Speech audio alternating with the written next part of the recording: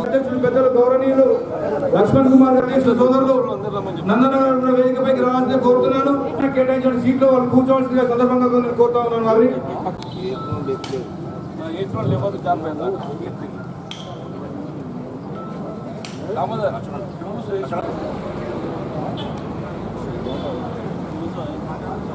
వారిని రాజా లోపల కూర్చోమని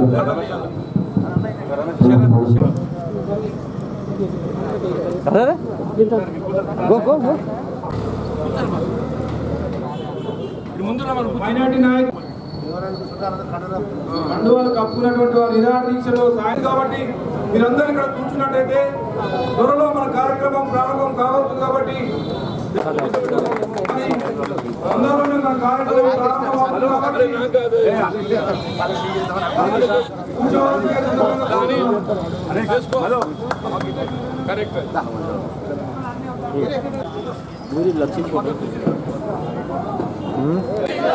కేంద్ర రాష్ట్ర రైతు వ్యతిరేక విధానాలు, రైతుల ఐక్యత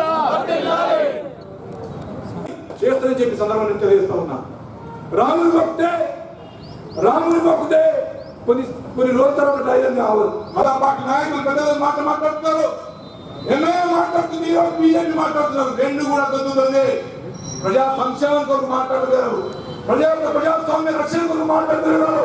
వారి యొక్క అంతేకాదు ఈరోజు కేసీఆర్ గారు జరుగుతున్నారు. 60 సంవత్సరాల ఆకాంక్ష, ఈ ప్రాంత ప్రజల ఆకాంక్ష, తెలంగాణ రాష్ట్ర ఆకాంక్ష.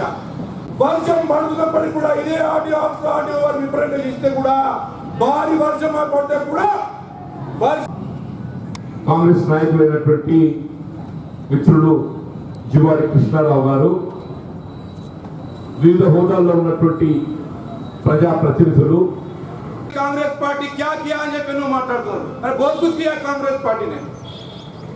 గడిచిన 74 సంవత్సరాల్లో 50-60 సంవత్సరాల పాటు కాంగ్రెస్ పార్టీ వచ్చే రాజ్యాధికారానికి వస్తే పేదోనికి బ్యాంకులో అకౌంట్ రావాలంటే బ్యాంకులు జాతీయకరణ చేసింది కాంగ్రెస్ పార్టీ. రాజభవనాలను రద్దు చేసింది కాంగ్రెస్ పార్టీ. ఈ పేదోళ్ళు, ఈ దేశంలో ఉన్నటువంటి రైతు ఎవరైతే ఉన్నారో వారికి భూమి దక్కాలంటే రైతులు భూమి రక్షణ చేసి భూ సంస్కరణ చట్టం తెచ్చి మరి భూమి పంచినట్టు ఘనత కాంగ్రెస్ పార్టీ. ఎయిమ్స్ కానీ, ఐఐటి కానీ, యూనివర్సిటీ కానీ స్వర్గీయ లాల్ బహదూర్ శాస్త్రి నాయకత్వంలో నవరత్నాలు అనే కంపెనీ తీసుకొచ్చి దేశంలో ఎస్టాబ్లిష్ చేసి ఈరోజు ఇంత మంచిగా ఉందంటే because of Congress party. Congress పార్టీకి స్వతంత్రం తెచ్చిన తర్వాత కనీసం గుండు పుణ్ణి కూడా అందుబాటులో లేనటువంటి పరిస్థితి. అటువంటిది అణువాయుధాలు కూడా తయారు చేసే స్థాయికి ఎదిగినటువంటి that is the congress of greatness అని చెప్పి సందర్భంగా వేసే ప్రయత్నం చేసుకోవాలి. అంతేకాదు ఈ దేశానికి స్వతంత్రం వచ్చిన తర్వాత ప్రతిరోజు పాకిస్తాన్తో మన పంచాయతీ ఉండే, ప్రతిరోజు కాంగ్రెస్ పార్టీ పాకిస్తాన్తో పంచాయతీ ఉంటే అలీనా దేశ అధ్యక్షురాలు, ఐరన్ లేడీ ఆఫ్ ఇండియా, ఇండియానే ఇండియాగా iron lady of India Pakistan విభజించి మరి నిజమైన బంగ్లాదేశ్ గా ఏర్పరిచి నిజమైన దేశభక్తురాలు ఎవరంటే ఇందిరాగాంధీ గారు. కాంగ్రెస్ పార్టీ కార్యకర్తలు నిజమైన దేశభక్తులు అని చెప్పి గంట చెప్పడానికి ప్రయత్నం. రాజధానిలో రైతు బిడ్డ, మనకు అన్నం పెట్టే రైతు రోడ్డు మీదకి మాకు మద్దతు ధర కావాలని కేంద్ర ప్రభుత్వాన్ని, ప్రధానమంత్రి మోడీ గారిని, భారతీయ జనతా పార్టీని వారి నిరసన తెలియజేస్తున్న సందర్భంలో కూడా మన సోనియా గాంధీ గారు, రాహుల్ గాంధీ గారు, మన తెలంగాణ రాష్ట్ర కాంగ్రెస్ పార్టీ అదేవిధంగా మన ప్రియతమ నాయకులు జగిత్యాల జిల్లా మన శాసనమండలి సభ్యులు పెద్దలు జీవన్ రెడ్డి గారి ఆధ్వర్యంలో ఒక్కరోజు ఈ భారత రైతాంగానికి అండగా ఉండే విధంగా నిరసనగా దీక్ష చేపట్టాలని ఈ కార్యక్రమం తీసుకోవడం జరిగింది. ఈరోజు రైతు చల్లగా ఉంటే రాజ్యం చల్లగా ఉంటుందని చెప్పి ఈ భారతదేశంలో ఉన్నటువంటి రైతాంగానికి అండగా ఉండే విషయంలో మన పెద్దలు జీవన్ రెడ్డి గారి నేతృత్వంలో ఉదయం 11 గంటల నుంచి ఇప్పటి వరకు మనమందరం నిరసన దీక్షలో కూర్చున్నాం. గత కొన్ని 20-15 రోజుల కింద కూడా ఈ జగిత్యాల జిల్లా రైతాంగం పక్షాన కానీ తెలంగాణ రైతాంగం పక్షాన కానీ రాష్ట్ర ముఖ్యమంత్రి కేసీఆర్ ఏదైతే సన్నవడ్లు వేసుకోమని చెప్పి రైతులకు ఇచ్చిన మాటకు మనకి గిట్టుబాటు ధర రావాలని చెప్పి వేల మంది రైతులము కాంగ్రెస్ పార్టీ కుటుంబ సభ్యులము పెద్ద ఎత్తున కలెక్టరేట్ ముట్టడి పెద్దలు జీవన్ రెడ్డి గారి ఆధ్వర్యంలో కూడా తెలంగాణ ప్రభుత్వం కనుపోయే విధంగా మన నిరసన కార్యక్రమం చేసి జిల్లా కలెక్టర్ నేరుగా పెద్దలు జీవన్ రెడ్డి గారి ఆధ్వర్యంలో రైతుకు మద్దతు ధర ఇవ్వాలి, సన్నవడ్లకు క్వింటాలకు 2,500 రూపాయలు ఇవ్వాలి, దోమపోటుతో నష్టపోయిన రైతాంగానికి నష్టపరిహారం ప్రకటించాలి, రుణమాఫీ చేయాలని చెప్పి రైతులకు అండగా ఉండాలని చెప్పేసి మన స్వయాన రాష్ట్ర ప్రభుత్వానికి జగిత్యాల జిల్లా కలెక్టర్ ద్వారా వినతి పత్రం పంపించడం జరిగింది. రైతాంగానికి అండగా కాంగ్రెస్ పార్టీ పిలుపునిచ్చి మద్దతుగా జగిత్యాల జిల్లా కాంగ్రెస్ పార్టీ అధ్యక్షులు పెద్ద జీవన్ రెడ్డి గారి ఆధ్వర్యంలో మనందరం కూడా నిరసన కూర్చున్నాం. చాలా బాధాకరమైన విషయం ఏంటంటే అధికారంలో ప్రజల ఓట్లతో గెలిపోయిన టీఆర్ఎస్ పార్టీ ప్రభుత్వం ఉంటుంది. వారి నాయకుడు రాష్ట్ర ముఖ్యమంత్రిగా ఉంటాడు, ముఖ్యమంత్రి కొడుకు మంత్రిగా ఉంటాడు, వాళ్ళ మంత్రులు కొప్పులీశ్వరు ఉంటాడు. అయ్యా మొన్న మీరు గత పోయినటువంటి పంట లోపల ఐకేపీ సెంటర్ లోపల కొనుగోలు లోపల తప్పాతాలు పేరు మీద లక్షల రూపాయల యొక్క రైతుల కడుపు కొట్టి మిల్లర్లు దోచుకుంటే కొప్పులీశ్వర్ నోటకెళ్ళి మాట్లాడాలి కాక రైతులకు ఏదైతే నష్టం జరిగే విధంగా మీరు కానీ పక్కన ఉన్న కోర్టులో ఉన్నటువంటి నరసింహ గారి కృష్ణ గారి అందరం కూడా పెద్ద జీవన్ రెడ్డి గారి నాయకత్వంలో మన కాంగ్రెస్ పార్టీ సంబంధించిన కాంగ్రెస్ పార్టీ నాయకులను, యువన కాంగ్రెస్ నాయకులను, ఎన్ఎస్ఐ నాయకులను, మహిళా సంఘ నాయకులను, మైనార్టీ సంఘ నాయకులు, అదే కాంగ్రెస్ పార్టీ మిత్రులందరం కూడా రైతుల పక్షాన ప్రజల పక్షాన పెద్ద ఎత్తున పోరాటం చేసి ప్రభుత్వానికి అనుపోయే విధంగా టీఆర్ఎస్ పార్టీ ప్రభుత్వం నిలబడుతున్నటువంటి టీఆర్ఎస్ పార్టీ ప్రభుత్వానికి అనుపోయే విధంగా పోరాటం చేయాలని సవినయంగా మా కాంగ్రెస్ పార్టీ సోదరులందరినీ కోరుకుంటూ మరొకసారి రైతుల పక్షాన కాంగ్రెస్ పార్టీ ఎప్పుడు అండగా ఉంటుంది. నిరంతరం ఆనందించే పెద్దలు జీవన్ రెడ్డి రైతుల పక్షాన వారు ఉంటారు కాబట్టి ఈ ప్రాంత రైతాంగానికి మేలు జరిగే విధంగా కాంగ్రెస్ పార్టీ రైతు కుటుంబాలకు, రైతు సోదరులకు, రైతు మిత్రులందరూ కూడా అండగా ఉంటుందనే విషయాన్ని తెలియజేసుకుంటూ రాబోయే కాలంలో కూడా పెద్ద ఎత్తున కూడా సన్నవడ్ల మద్దతు ధర వచ్చే విధంగా నియోజకవర్గ స్థాయిలో కూడా పెద్ద ఎత్తున పెద్దలు జీవన్ రెడ్డి గారి ఆధ్వర్యంలో కూడా రైతుల పక్షాన మా యొక్క నిరసన కార్యక్రమాలు కూడా చేపట్టామనే విషయాన్ని తెలియజేసుకుంటూ పరిస్థితులను గమనిస్తున్నారు. అంటే రైతులు ఏంటే రాజ్యం లేదు, ఈ దేశానికి పట్టడి అన్నం పెట్టేది రైతు అనేది చెప్పక తప్పదని చెప్పండి.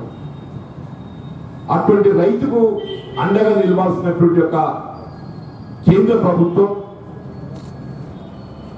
స్వాతంత్రానంతరం దశాబ్దాల తరబడి నుండి వ్యవసాయ ఉత్పత్తులకు కనీస మద్దతు ధర నిర్ణయింప చేయడమే కాకుండా ఆ ధర కల్పింప చేయబడే విధంగా ఏవైతే చట్టాలు రూపొందించి రైతుకు అండగా నిలవడం జరిగిందో ఆ చట్టాలను నీరు మార్చే విధంగా వీళ్ళ జాతీయ స్థాయిలో ఎన్డీఏ ప్రభుత్వం నూతన వ్యవసాయ విధానం అనే నెపంతో వీళ్ళ కాంట్రాక్ట్ ఫార్మింగ్, ఫ్రీ ట్రేడింగ్ అనేటువంటి ఆలోచన తెరపైకి తేవడంతో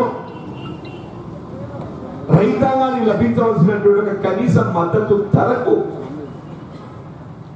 ఆ చట్టంలో ఏ విధమైనటువంటి రక్షణ లేకపోతుంది. వాస్తవంగా గమనించాల్సింది ఈ కనీస మద్దతు ధర అనేది కొంత మేరకైనా మన నష్టం రాకుండా చూడటానికి జాతీయ స్థాయిలో కనీస మద్దతు ధర నిర్ణయింపజేయడం. గతంలో ఏ మార్కెటింగ్ వ్యవస్థ ద్వారా వ్యవసాయ ఉత్పత్తులు విక్రయం చేయడం జరుగుతుండేనో ఆ మార్కెటింగ్ వ్యవస్థలో ఈ కనీస మద్దతు ధర కంటే తక్కువ పలికినట్టయితే, తక్కువ కొనుగోలు చేసే పరిస్థితి ఏర్పడితే కొనుగోలుదారుడు శిక్ష. దయచేసి వ్యత్యాసాన్ని గమనించాలి. ఈ నూతన వ్యవసాయ విధానం అమలుకు రాకంటే ముందు ఈ కనీస మద్దతు ధరకు తక్కువగా ఎవరైనా కొనుగోలు చేసినట్టయితే ఆ కొనుగోలుదారుడు శిక్ష కూడా చెప్పండి. ఆ విధంగా అప్పుడు కేంద్ర ప్రభుత్వమే కాదు, ఆశ్చర్యకరం రాష్ట్ర ప్రభుత్వం కూడా మేము ఉద్యోగం చేస్తామంటుందా? నిజంగా మీరు రైతు సంక్షేమం పట్ల చిత్తచిద్దున్నట్టయితే ముందు ఇక్కడ మీరు చేపడుతున్న రైతు వ్యతిరేక విధానాలు ఏదైతుందో నీ అనాలోచిత విధానంతో రైతు ఏ విధంగా ఇబ్బందులు ఎదుర్కొంటుండో దానిపై దృష్టి కేంద్రీకరించమైంది. అకాల వర్షాలు, అతివృష్టి, రైతాంగం ఏదైతుందో ప్రకృతి వైపరీత్యాలతో తీవ్రంగా పంటలు నష్టపోతే లేద కొరికి దానికి తోడు చీడపురుగు ఆశించి దోమపోటు పంట సగానికి పైగా దిగుబడి తగ్గిపోతాయి. మన కళ్ళ ముందు లెక్కలు కనబడుతున్నాయి చెప్పట్టున్నా. ఇప్పుడు అధికారిక అంచనాలకు అనుగుణంగా తెలంగాణ రాష్ట్రంలో ఈ పర్యాయం ఖరీఫ్ పంట 50 లక్షల వరి సాగు చేయడం జరిగింది. 50 లక్షల వరి అంటే మనం ఎకరా 20 గంటలు యావరేజ్ లెక్క పెట్టుకున్నా. 50 లక్షల ఇంటూ 20 100 లక్షల మెట్రిక్ టన్నుల దిగుబడి రావాలి. మీ 20 పెద్దగా చెప్పడం లేదు. మంచి రైతు 30 క్వింటల్ పండిస్తాం, మంచి రైతు 30 క్వింటల్ పండిస్తాం. నేను కనీస దిగుబడి 20 క్వింటల్ లెక్క పెట్టా కానీ 50 లక్షలు ఇంటూ 20 క్వింటల్లు 100 లక్షల మెట్రిక్ టన్నుల దిగుబడి రావాల్సి ఉన్నది. मोदी साहब हमको नुकसान पहुंचा रहे बोल के आप ही बोले ना सर, हमको कुछ नहीं चाहिए, आपकी प्यार चाहिए, आपकी मोहब्बत चाहिए.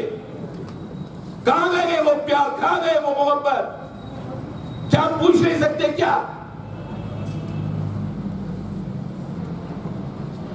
అంటే ఏ విధంగా లాలూచి పడుతుండో చెప్పడానికి మాత్రం నేను పేర్కొంటున్నా. చెప్పి ఏ విధంగా లాలూచి పడుతుండో చెప్పడానికి ప్రయత్నం చేస్తున్నా చెప్పండి. అదే మన పొరుగు రాష్ట్రం మహారాష్ట్ర, శివసేన కాంగ్రెస్ తగ్గిన ప్రభుత్వం, కేంద్ర ప్రభుత్వానికి సంబంధం లేకుండా కేవలం రాష్ట్ర ప్రభుత్వ పరిధిలో మళ్ళీ అకాల వర్షాలతో అతివృష్టితో నష్టపోయిన రైతాంగాన్ని ఆదుకోవడానికి ఎకరా 10,000 రూపాయలు పరిహారం ఇస్తుంది మన పొరుగు రాష్ట్రం.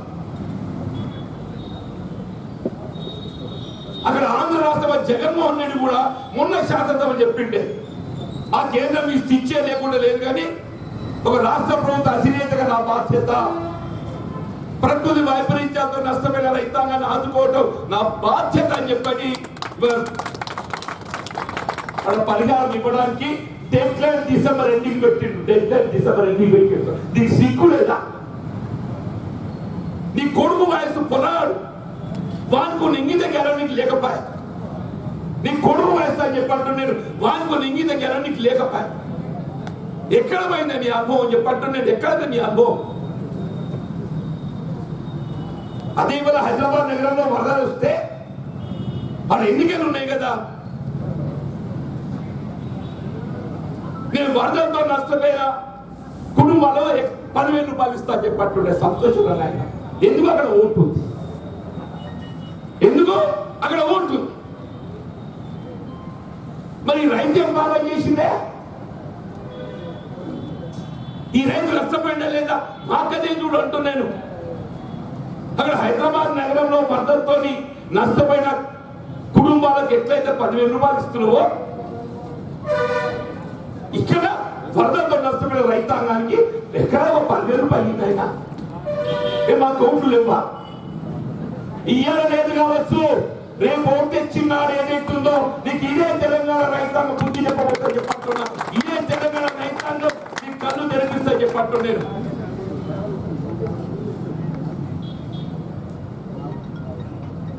సన్నవాళ్ళు ఇప్పుడు ప్రభుత్వం ఏదైనా ఆలోచన విద్యుడు ముఖ్యమంత్రి అంటే కన్న తల్లి లాంటి కుటుంబానికి పెద్ద ఏదైనా సూచన సలహా చేస్తే ఆ కుటుంబం సంక్షేమకులు బాగుపడుతున్నారు. అంతేగాని ఏదైతుందో ఆయన అనాలోచిత మూర్ఖత్వంతో ఏదైతుందో నేను కుటుంబం మీద రుద్దుతా అని చెప్పంటే ఇలా కుటుంబం పరిస్థితి ఏం కావాలి? అసలు రాష్ట్రంలో వ్యవసాయ శాఖ ఉందా? ఆ వ్యవసాయ శాఖగా తెలవాలి కదా. సన్న రకాలు పెడితే ఎంత దిగుబడి వస్తుంది, దొడ్డు రకం పెడితే ఎంత దిగుబడి వస్తుంది, సన్న రకానికి ఎంత పెట్టుబడి అవుతుంది, దొడ్డు రకానికి ఎంత పెట్టుబడి అవుతుంది, చీడ పురుగు సోకే అవకాశం సన్న రకానికి ఎంత ఉంటుంది, దొడ్డు రకానికి ఎంత ఉంటుంది, ఇదంతా గమనించాలి. వాడు చెప్పిండు మీరు చేసిండు, ఇదే నాకు రాజ్యాంగం నిర్దేశించింది. వాళ్ళు ఐఏఎస్ అధికారులు ఏదైతుందో వాళ్ళు before they are taking charge వాళ్ళు ప్రమాణం చేస్తారు. నేను ద్వేషాలకు అతీతంగా నా కర్తవ్యాన్ని విధులను ఏదైతుందో వీళ్ళు దేశ ప్రజల సంక్షేమ కొరకు వినియోగిస్తా అని చెప్పారు. ఇదే నానే దేశ ప్రజల సంక్షేమ కొరకు వినియోగించింది. నీ వ్యవసాయ శాఖ ఏం చేసింది అంటూ నేను వీళ్ళ దొడ్డు రకం ఏదైతున్నదో సాధారణంగా 25-30 క్వింటాలు వస్తాయి. మనం అందరం రైతులమే, నేను రైతులే. యావరేజ్ క్రాప్ చెప్తుండే 25-30 క్వింటాలు వస్తాయి. సన్న రకం మంచిగా వండితే 20-25 వస్తాయి. దానికి నేను వ్యత్యాసం బిట్వీన్ 5 నుండి 10 క్వింటాల వ్యత్యాసం. నిజమేనా? నేను తప్ప ఎందుకే చెప్తాను కదా. 10 క్వింటాలు అంటే ఏ పరిస్థితిలో చూసినా ఎకరానికి 10,000 రూపాయలు ఏదైతుందో దొడ్డు రకానికి సన్న రకానికి దిగుబడి వ్యత్యాసం. ఇవాళ నువ్వు ఏ నియంత్రిత సాగు అనే నెపంతో నిర్బంధంగా సన్న రక సాగు చేయించినవో నీ అనాలోచిత విధానంతో ప్రతి ఎకరాకు తెలంగాణ రైతు 10,000 రూపాయలు నష్టపోతున్నాయి. నీ అనాలోచిత విధానంతో తెలంగాణ రైతు ప్రతి ఎకరాకు 10,000 రూపాయలు నష్టపోతుంది. 50 లక్షల ఎకరాల సాగులో 60% సన్న సాగు విస్తీర్ణం అంటే 30 లక్షల ఎకరాలు సన్న సాగు విస్తీర్ణం అయింది. 20 లక్షల దొడ్డు రకం సాగు విస్తీర్ణం అయింది. 30 లక్షలు అంటే 30 లక్షల ఎకరాలు ఇంటూ 10,000. కంప్యూటర్ ఉందా కొట్టడు? 30 లక్షలు ఇంటూ 10,000 అంటే 3,000 కోట్లు. ఈయన ముఖ్యమంత్రి గారి అనాలోచిత విధానంతో ఆయన మూర్ఖత్వంతో తెలంగాణ రాష్ట్ర రైతాంగం ఏదైతుందో 3,000 కోట్లు దిగుబడి ఏదైతుందో కోల్పోయిండు, నష్టపోయిందని చెప్పాలి. ఇది ప్రకృతి వైపు. అక్కడేమో దేవుడు చిన్నదూపు చూసిండు. అది మన చేతుల్లో లేదు.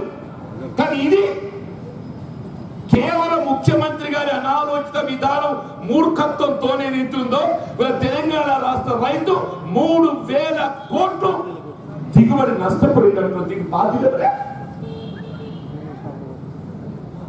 నేను ఏమంటే ధర్నా చేస్తుండే టీఆర్ఎస్ నాయకులు, నేను ఏమంటే ఎట్లా బండ్లు కట్టుకుంటే ట్రాక్టర్లు సంతోషం అయినా మీరు కేంద్ర ప్రభుత్వ విధానాన్ని వ్యతిరేకిస్తున్నారని చెప్పంటున్నారు కదా. సంతోషం. ముందు నీ సంగతి చూసుకో. పార్లమెంట్ లో చర్చకు వచ్చినప్పుడు లోక్సభలో టిఆర్ఎస్ పార్టీ పార్లమెంట్ సభ్యులు ఆ బిల్లును వ్యతిరేకించిన బాధ్యత మీ మీద లేదానే? కైకు ముచ్చుపాలియే ఎందుకు ఒకసారి చేసుకున్నావు? ఓటింగ్ సమయంలో సభలో గైరాజు they have not participated, they have answer. నువ్వు హాజరై వ్యతిరేకంగా కొట్టే కాదు, ఇన్ ప్రొటెస్ట్ వాకౌట్ చేయి. నువ్వు వ్యతిరేకంగా బిల్లు పాస్ అవుతుంది, నేను వ్యతిరేకంగా లాభం లేదు కాబట్టి ఇన్ ప్రొటెస్ట్ వాకౌట్ చేయి. వ్యక్తి నీ డిసెండర్ రికార్డ్ అవుతుంది కదా. అంటే ఏంటి? రెండు తలకాయల పాము, ఆటమైతే చోకుడా తీర్చు, ఆటమైతే చోకుడా తీర్చు. ఏమంటే ఎవరికి ఎరక? ఇలా మోడీ అంటే ఏదైతుందో ఇలా సాధు మాట్లాడాడు, ఎందుకు మాట్లాడు కాదు కానీ ఈయన అంటాడు లావు తప్పుతుందా అని చెప్పని. మరి మోడీ నుంచి లావు తప్పుతుంది ఎవరికి ఎరకనే? ఎందుకంత భయపడుతున్నావు అంటున్నావు, ఎందుకంత భయపడుతుందో? అదే రాజ్యసభలో చర్చకు వచ్చే వరకు మొత్తం దేశమంతా అట్టుడుకుతే ఉత్తర భారతదేశమే దీంట్లో బిల్లు దుష్పరిణామాలను వేసి చూస్తే అప్పుడు రాజ్యసభలో వ్యతిరేకించు. ఎప్పుడు వ్యతిరేకించిండో? రాజ్యసభ. ఎప్పుడు నీకు దుష్పరిణామాలు ఏదైతుందో మొత్తం యావత్ భారత రైతాంగం వేసి చూస్తుంది.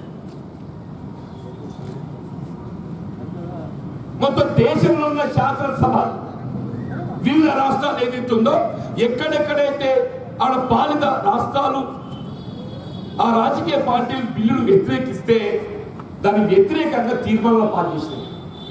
ఇలా పంజాబ్ పాస్ చేసింది, కాంగ్రెస్ పార్టీ రాష్ట్రాలు ఛత్తీస్గఢ్ చేసింది, రాజస్థాన్ చేసింది. ఇదే తెలంగాణ రాష్ట్రం చేయలేదు. वही 2 महीने पहले स्पेशल सेशन बुलाया था, वो म्युनिसिपल एक्ट में कुछ उसको बदलने के वास्ते।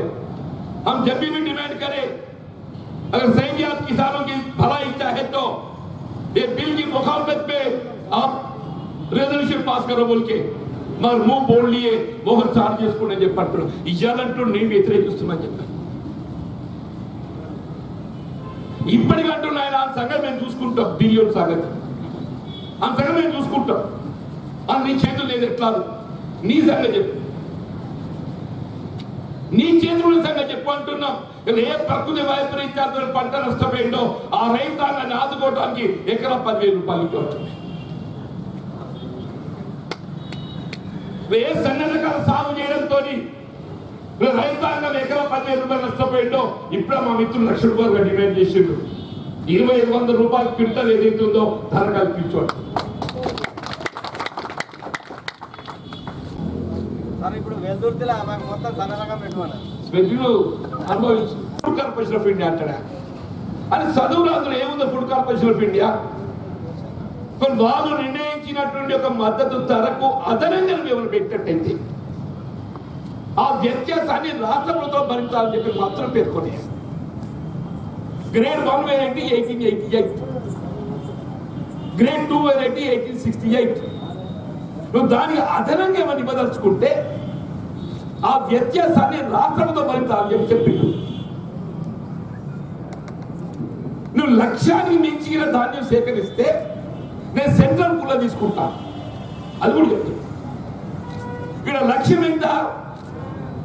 తెలంగాణ రాష్ట్రానికి ఈ ఖరీఫ్ పంటకు ఏదైతుందో ఫుడ్ కార్పొరేషన్ ఆఫ్ ఇండియా 75 లక్షల మెట్రిక్ టన్ను లక్ష్యం నిర్దేశించి నేను తీసుకుంటాను. నీకంతా 50 లక్షలు అది అంటున్నాను నేను. ఇది వాళ్ళు తీసుకొని ఎక్కడ?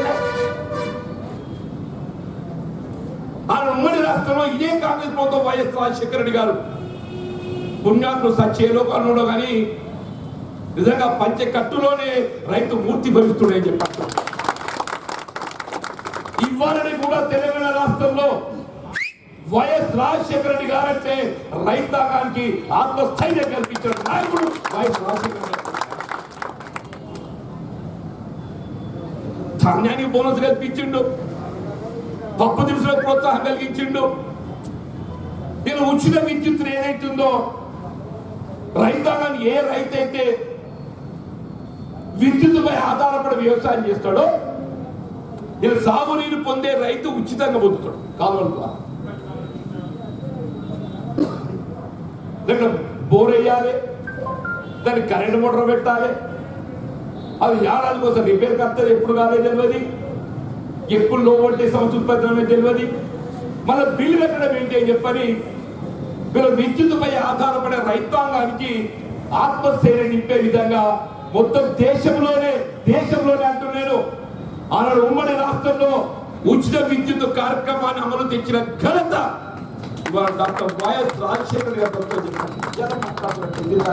నేను చెవి ఎడిగెచ్చువే ఇది కొనసాగింపు అంటున్నా ఇస్తున్నావు కొనసాగింపు అంటు ఆనాడు 7 గంటలు ఇస్తే ఇవాళ నువ్వు అంటున్నావు నేను మొత్తం 24 గంటలు ఇస్తున్నాను. ఎందుకే 24 గంటలు ఎందుకే అంటున్నా సాగు విస్తరణానికి అనుగుణంగా ఏంటంటే బయలుదేరుకునే అవకాశం ఇచ్చింది. ఇవాళ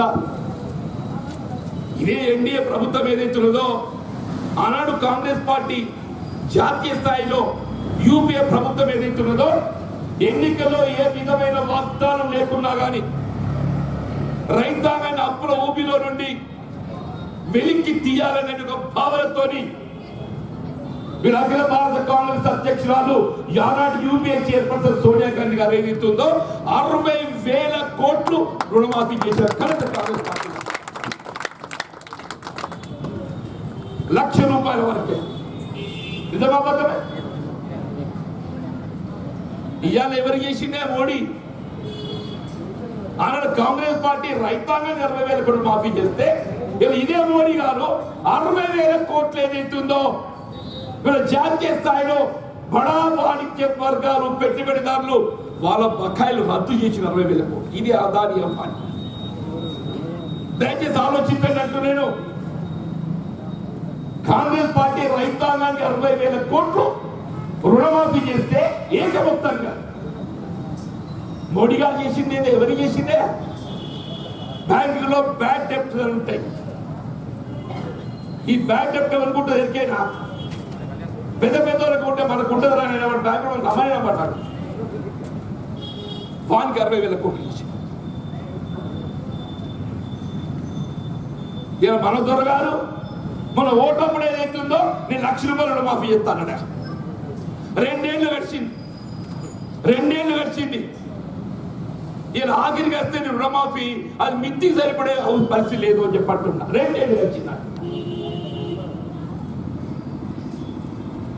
ఆనాడు జాతీయ స్థాయిలో కేవలం రుణగ్రస్తులు మాత్రమే మాఫీ చేస్తే పెద్దలు వైఎస్ రాజశేఖర రెడ్డి గారు కేవలం బకాయి పడ్డ రైతాంగమే కాదు సకాలంలో అప్పు చెల్లించిన రైతు కూడా నేను 5,000 రూపాయల ప్రోత్సాహం ఇస్తానని చెప్పిన కాంగ్రెస్ పార్టీ.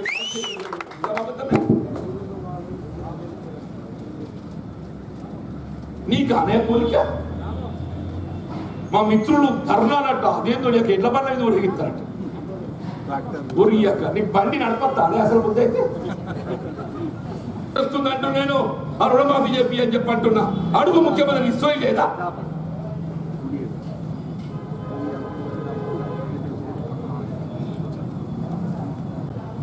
మేము కాదంటలేదు.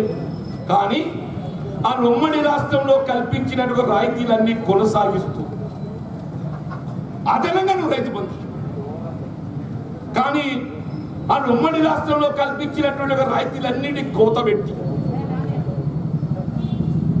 ఈయన పంట రుణాలపై చెల్లించేట వడ్డీ రాయితీ ఎత్తేసిందా. మీడియం టర్మ్ లాంగ్ టర్మ్ పై చెల్లించేటట్టుగా వడ్డీ రాయితీ రిబేట్ ఎత్తేసింది. ఐకేబీ కొనుగోలు కేంద్రాల్లో హమాలీ ఛార్జ్ ఏదైతే ఇస్తుండేనో అది ఎత్తేసింది. అదే హార్టికల్చర్ డిపార్ట్మెంట్ మూతేసిండే. హార్టికల్చర్ డిపార్ట్మెంట్ మూతేసిండు. హార్టికల్చర్ ఉద్యానవన శాఖ ఏదైతుందో రైతాంగాన్ని ప్రోత్సహించడానికి జాతీయ స్థాయిలో ఇక్కడ మనం వెచ్చించే నిధుల్లో 50% కేంద్రం రాయితీస్తుంది. ఇక్కడ ముఖ్యమంత్రి గారి యొక్క ఆలోచన విధానంతో కేంద్రంలో వచ్చే 50% నిధులను మనం వినియోగించుకోలేక కోల్పోతున్నామని చెప్పండి. అదే ఆయిల్ పామ్ అంటుడు వాళ్ళు. ఆయిల్ పామ్ 4 ఏళ్ళైనా కాదు, వచ్చే తెలియదు పోయే తెలియదు. అప్పుడు నువ్వు ఉండే తెలియదు పోయే తెలియదు. సన్నట్లు పెట్టినట్టు ఏదైతుందో నువ్వు పెట్టు ఆయిల్ పంప్ పెట్టాక ఆడ నువ్వు మిషన్ పెట్టేదో పోయేది తెలియదు. పెట్టగా నచ్చేది కాదు, అది పెట్టగా నచ్చేది కాదు, అది మామిడి తోట లెక్క.